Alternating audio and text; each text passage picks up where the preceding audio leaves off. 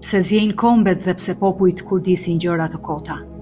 Mbretërit e dheut mlidhen dhe princat këshillon bashkë kundër Zotit e të vajosurit të tij, duke thënë le t'i këpusim prangat e tyre e t'i heqim qafe litarët e tyre. Ai që ulet në qejt do të qesh, dhe Zoti do të tallet me ta.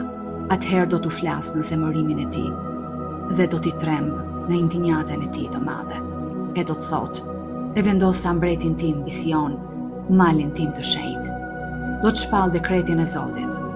Ai më ka thënë: ti e biri im, sot më linde. Më kërko dhe unë do t'jap kombet si trashëgimi për ty, e mbardhe unë si zotrim tëndin. Ti do t'i coptosh me një shufër hekuri, do t'i bësh cop si një enë për argjile. Tani pra o mbretër, tregoni të urtë, pranoni ndreqin o gjyqtar të dheut, shërbeni me frikë Zotin dhe gëzoni me drithma. Nënshtrojuni birit që të mos zemërohet e të mos vdisni rrugës, sepse zemërimi i tij mund të ndizet në një çast. Luma ta që gjejnë stret tek ai.